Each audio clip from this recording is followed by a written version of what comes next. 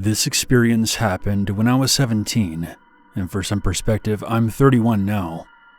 But this is something that has stuck with me all these years. Here are a couple things to keep in mind before we continue. I'm completely blind. The loss of my eyesight does not mean that I don't have dreams, and in my dreams I can see clear as day.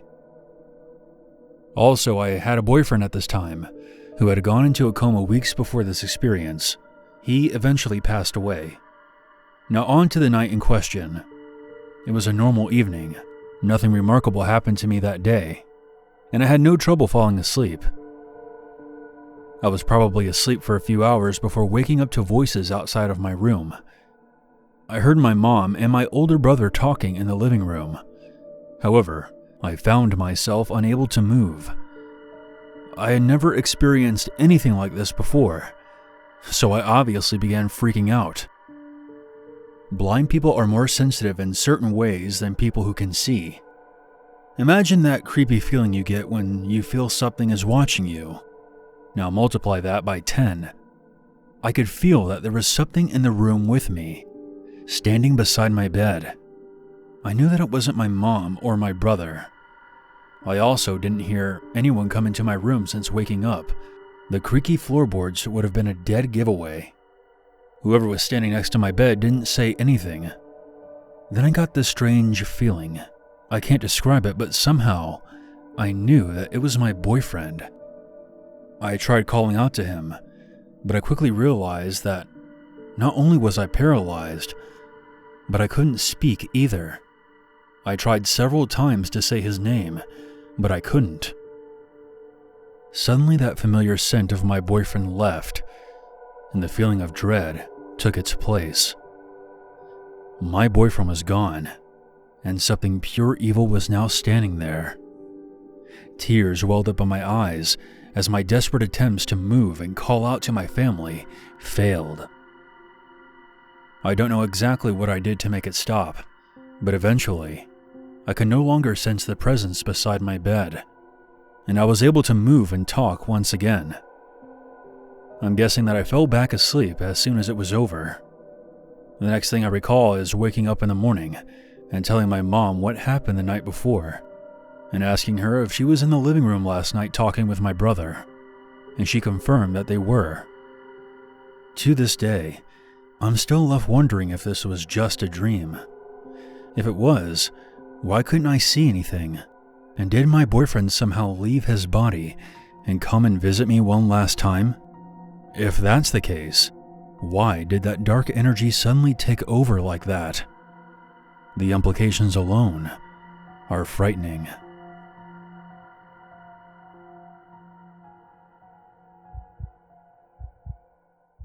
Dreams and nightmares are one of those subjects that I could talk about for hours. I sometimes catalog my dreams in the Notes app on my phone. For some reason, I tend to have more nightmares than dreams, and they are always very vivid for me. From performing an exorcism, being trapped in a sewer system with a bloodthirsty monster, or watching my mother being devoured by cannibals, my nightmares seem to have no limit to their depravity. There is one nightmare in particular that I personally think stands out more than the others. According to my notes, this happened about a month ago. It starts off with me being in the lobby of a mansion, where a high-class party is currently taking place. The mansion has a museum-like quality to it, as ancient artifacts can be seen hanging from the walls or displayed in glass cases. I was hired as an undercover security guard, and during my patrol, I spotted this middle-aged man who looked severely out of place, sneaking off into a hallway where guests were not supposed to go.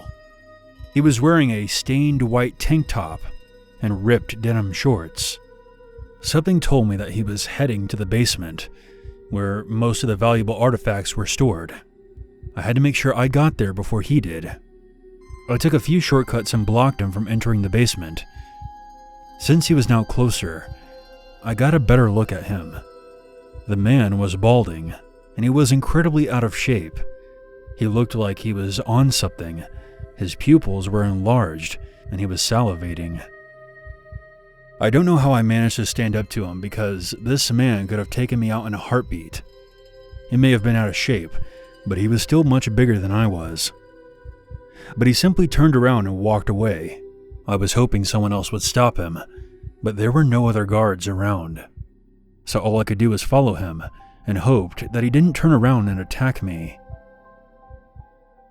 The man eventually discovered a second basement entrance. Guards were stationed at this door, and as soon as they saw him approaching, they drew their weapons. The man then flew into a rage and tossed them aside like rag dolls. I don't know what happened after that, because the next thing I remember was standing in a kitchen area that was located inside the basement. This place was dimly lit and looked like it was infested by rodents. Everything had a thick coat of rust on it, and the walls had this ugly yellow tinge to them.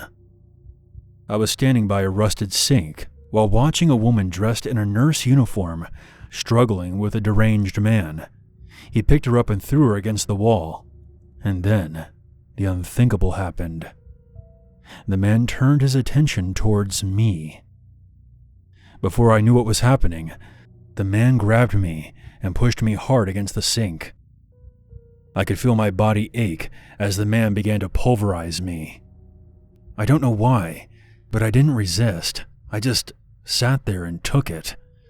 He threw me to the floor, and then he pulled out a knife. I felt the pain. I saw the blood. I was scared for my life. During the attack, my hands wrapped around a dirty spatula that was lying on the floor. I took it and blindly began to swing at the man's face, hoping that he would let me go. I hit him several times, but it was useless. He never wavered, no matter how many times I hit him.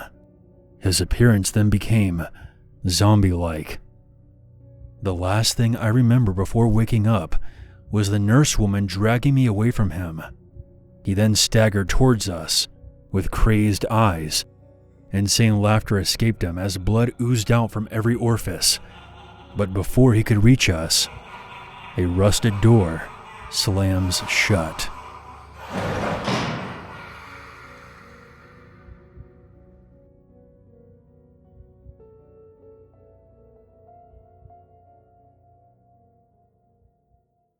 In regards to the topic of having nightmares or night terrors, I have 3 separate experiences from my childhood, all of which have stuck with me to this day.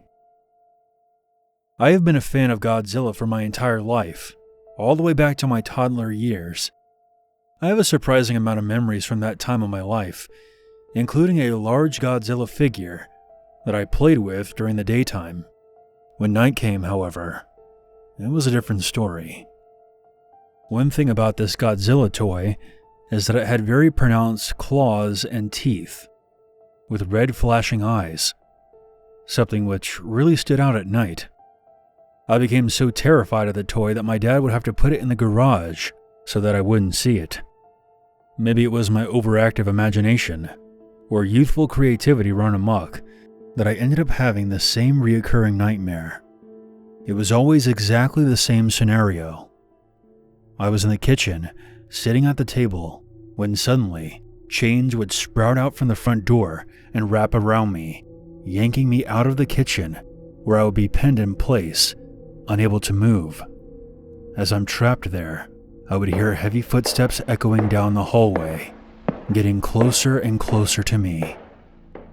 A figure finally emerges from the adjacent hallway. It's a life-size version of my Godzilla toy.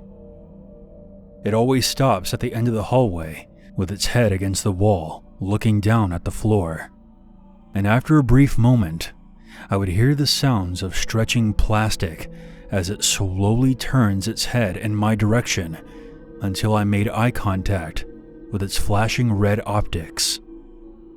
The nightmare never went any further than that, thank goodness. But it still traumatized my young mind. And this was not the only reoccurring nightmare that afflicted me as a child.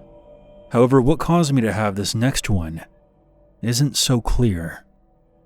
It always started with me walking along the edge of the Grand Canyon on a hot summer day. with the heat visibly shimmering off the ground. I would always end up losing my footing and falling off the edge into the enormous chasm. My body is broken from the fall, but I'm still fully aware of everything going on around me as I lay there in unimaginable pain, unable to move. In the distance, I see what looks like an animal rushing toward me, moving in slow motion. I am laying there in the dark, completely broken, unable to move, but still alive. When the rabbit screams, the fox comes running, but not to help. As the figure gets closer, I can see that it's a coyote, and he is joined by others. Surrounding me, they all begin to tear up my flesh, and I'm still alive, unable to move. I've always heard that in your dreams, if you fall off a cliff and hit the bottom, you'll die in real life. While I didn't die from my fall, I can't help but wonder what would have happened if I hadn't woke up before the coyotes finished me off. This last experience can be more accurately classified as a night terror, which are typically more severe. Unlike the first two, this wasn't reoccurring, which is a good thing because one was enough. One night I was feeling a bit restless. I remember that I had been dreaming about the villain Jafar from Aladdin. I woke up feeling incredibly sore, and I was pouring sweat. I was shocked to see that parts of my dream were still happening in my line of sight. Make no mistake, I was fully awake, and I know the difference between dreams and reality. Jafar was in his snake form, making his way across my bedroom floor. I flew out of my bed, jumped over the snake, and ran out of my room. No matter where I ran in my house, the snake was there waiting for me. Put yourself into the mind of a child for a moment. A fictional villain has come to life before my eyes and was now chasing me around my house. The night terror eventually ended when my dad woke up from me running around and made me go back to sleep next to him. I was still at that young age where I thought my dad was invincible, and that did help calm me down. To this day, I'm still unsure what provoked me to hallucinate like that. Very little is understood about what the exact cause of dreams and nightmares are, and it's been years since I've had another night of terror. But there are some things that you experience in your childhood that you'll never forget.